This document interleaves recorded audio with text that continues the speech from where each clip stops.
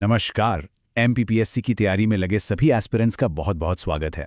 आज हम एक ऐसे टॉपिक में गहराई से उतरने वाले हैं जो ना सिर्फ एग्जाम के लिए ज़रूरी है बल्कि मध्य प्रदेश की आत्मा भी है। हम बात करेंगे यहाँ की नदियों की। आपने ये तो सुना ही होगा कि मध्य प्रदेश को नदियों का मायका कहते हैं, पर क्यों? ऐसा इसलिए क्योंकि यहाँ से देश की कई बड़ी बड़ी और पवित्र नदियाँ निकलती हैं जो फिर अलग अलग दिशाओं में बहकर न जाने कितने राज्यों की प्यास बुझाती हैं। तो ये सिर्फ एक कहावत नहीं बल्कि इस राज्य की असली पहचान है।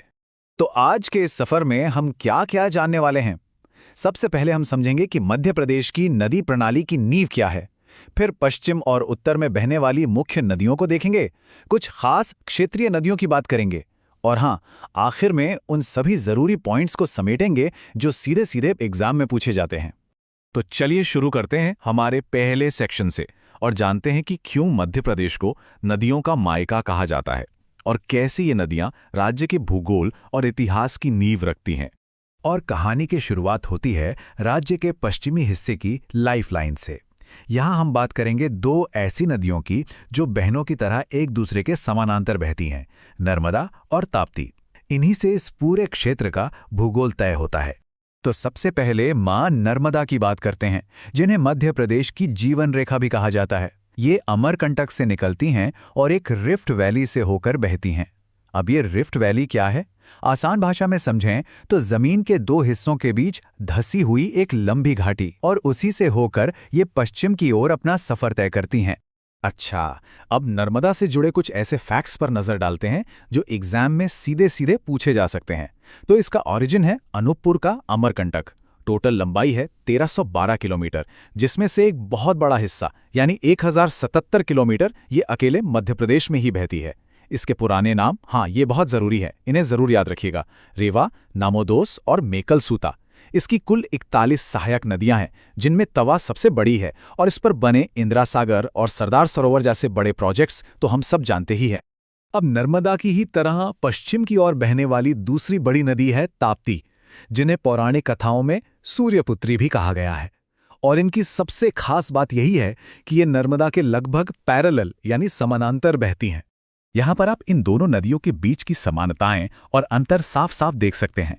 देखिए, दोनों ही रिफ्ट वैली से होकर ईस्ट से वेस्ट की ओर बहती हैं और खंभात की खाड़ी में जाकर मिल जाती हैं। फर्क बस इनके निकलने की जगह का है। नर्मदा अमरकंटक से निकलती हैं तो ताप्ती बैतूल के मुल्ताई से। तो पश्चिम की इन लाइफलाइंस के बाद चलिए अब उन नदियों की बात करते हैं जो उत्तर की तरफ बहकर विशाल गंगा के मैदान को सींचती हैं। और इनमें सबसे पहला नाम आता है चंबल नदी का। ये इंदौर के पास महू की जानापाव पहाड़ी से निकलती है और इसका पुराना नाम चरमावती था। इसकी सबसे यूनिक बात पता है क्या है? ये दुनिया के सबसे गहरे बीहड़ बनाती है। शिप्रा और काली सिंध इसकी खास सहायक नदियां हैं। चंबल पर बने ये 3 बड़े बांधों का सीक्वेंस याद रखना बहुत जरूरी है। देखिए, सबसे पहले मध्य प्रदेश के मंदसौर में गांधी सागर, फिर राजस्थान के चित्तौड़गढ़ में राणा प्रताप सागर और आखिर में कोटा में जवाहर सागर। इसे याद रखने का एक आसान सा तरीका है गांधी राज कोटा। अब उत्तर की तरफ बहने वाली एक और अहम नदी है सोन, जिसे स्वर्ण नदी भी कहते हैं।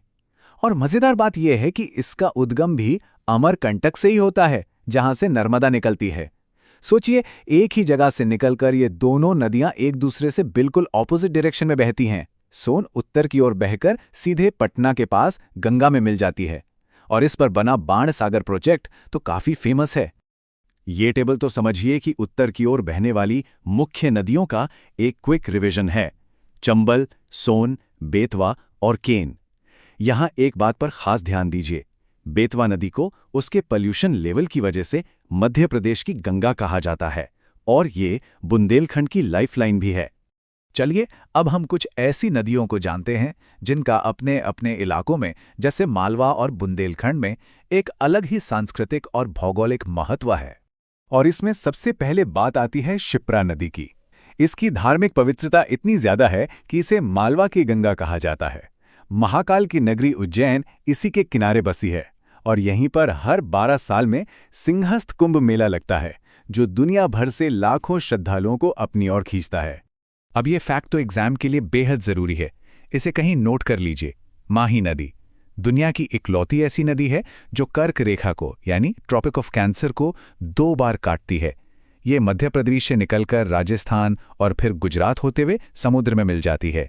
कुछ और जरूरी नदियों की बात करें तो वेनगंगा दक्षिण की ओर बहने वाली मुख्य नदी है और इसी पर एशिया का सबसे बड़ा मिट्टी का बांध भीमगढ़ बांध बना है। तवा जैसा हमने पहले भी जिक्र किया, नर्मदा की सबसे बड़ी सहायक नदी है और केन नदी न सिर्फ पन्ना नेशनल पार्क की लाइफलाइन है बल्कि देश की पहली नदी जोड़ो परियोजना का हिस्सा भी है।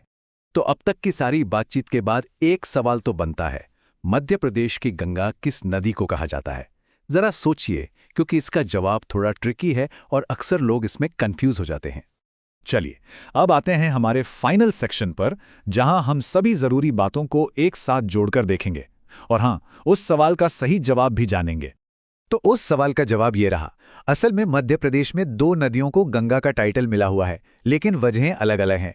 बेतवा नदी को उसके पॉल्यूशन के आधार पर मध्य प्रदेश की गंगा कहते हैं, वहीं शिप्रा नदी को उसकी धार्मिक पवित्रता के आधार पर मालवा की गंगा का दर्जा दिया गया है।